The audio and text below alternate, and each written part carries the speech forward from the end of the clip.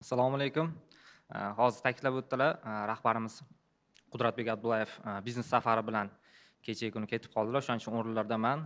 O'zim tanishtirgan bo'lsam, Islom Ikromovich, Afsonlar vodiysi marketing bo'lim rahbari bo'laman. Xo'p, boshlaydigan bo'lsak, birinchi o'rinda sizlarga loyihamiz haqida aytib o'tay. Afsona Holding g'oyadan boshlangan loyiha hisoblanadi. Sababi biz bundan bir necha yil oldin nimaga Namangan hududida, ya'ni vodiyda MDH davlatlariga teng bo'la oladigan loyiha bo'lmasligi kerak deb o'ylab qoldik va imенно mana shu loyihaga qo'l urdik. Bu Afsonlar vodiysi ko'pchilik eshitgan bo'lsa kerak, ko'pchilik faqat park deb o'ylashinglar mumkin buni. Bizda polniy ekosistema bor, faqat park emas. Logotiplarni ko'rib turishinglar mumkin agar to'smayotgan bo'lsam. Birinchisi bu Afsonlar vodiysi parkimiz logotipi. Undan keyin bizning o'zimizning qurilish Afsona Development degan qurilish kompaniyamiz bor. Hozirda Namangan hududida 5 dan ortiq obyektda qurilishlari olib borilmoqda. Undan keyin Afsona Energy, ya'ni avtomobillarga yoqilg'i quyish shoxobchasi, unda tok, metan, propan, benzin, avtomobil nimaga yursa hammasi mavjud. Undan keyin namanganliklar uchun juda katta yangilik bo'ladigan loyiha Afsona Mall. Bilasizlar, Namanganda targov sentri yo'q. Eng yaqin hozir Andijonga borish kerak, Navro'z Mall Yiliqatgadir. Bu vodiydagi eng kattasi bo'ladi, ya'ni 50 ming kvadrat metrli.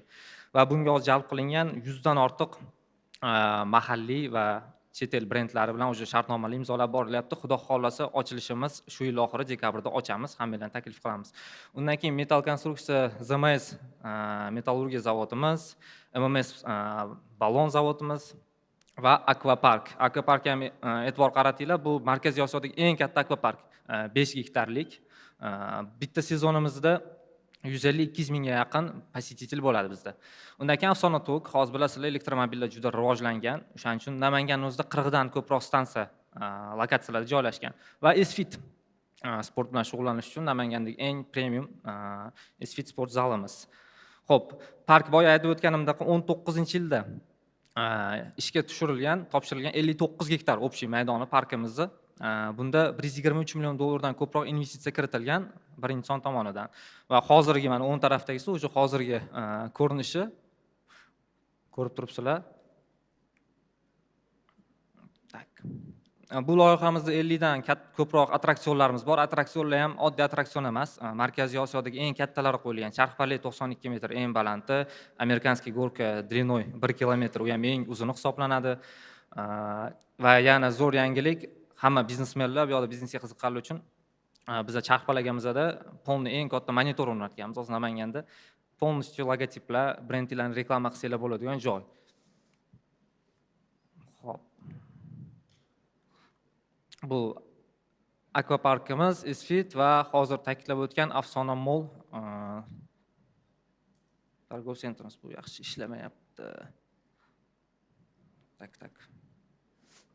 Akvapark bo'yicha mana yana qayta rasmlarni ko'rsataman. Bu akvapark boshqa akvaparklardan farqi 2 soat, 3 soatlik tarif emas. Bizda polностью bitta pul to'laysiz, charchagunizcha ushatasiz. O'rtoqlaringiz, oilalar bilan kirib, bemalol futbol, voleybol o'ynab, hamma ko'ngilochar anaqalarni qilsanglar bo'ladi. Juda katta maydon va hamma sharoitlar bor. Zalimiz ham 1,5 ming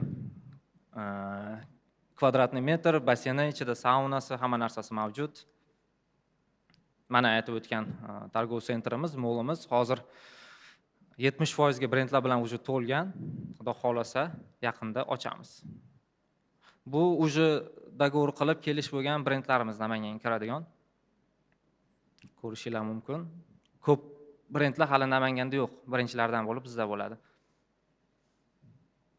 Hop, Afsona Energy zapravkalariga keladigan bo'lsak, butun vodiy hamda Toshkent va Toshkent viloyatlarini qamrab olgan bo'lib, общий 180 taga yaqin zapravkalarimiz mavjud. Xo'p, endi biznes nega Namanganda degan joyga to'xtalib o'tadigan bo'lsak, bizda turizm juda yaxshi rivojlangan. Sababi bilasizlar, Gullar festivali, Avto festival, Asal festivali, hamma festival Namanganda.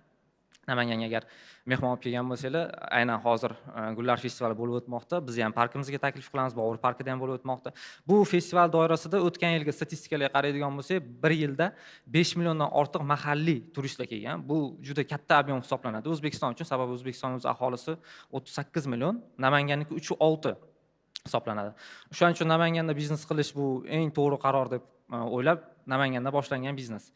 Xo'p, undan tashqari biz bu yil ikkinchi marta o'tkazdik. O'tgan yil boshlaganmiz Avto festival Afsonlar vodiysida bo'lib o'tadi. Bir kun davomida bo'lib o'tadi.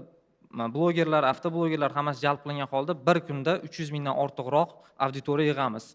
Bu ham juda katta biznes, hamma bilan birgalikda ishlanadi. Ko'pchilik sohasidagi biznesmenlar o'z biznesini rivojlantirish uchun reklamalar qo'yadi, keladi, stendlar qiladi. Bu juda ham zo'r imkoniyat. Va Asal festivali, bu Asal festivalida ham не только O'zbekiston, balki Qirg'iziston, Qozog'iston, Tojikistondan ham mehmonlarimiz kelib ishtirok etishadi.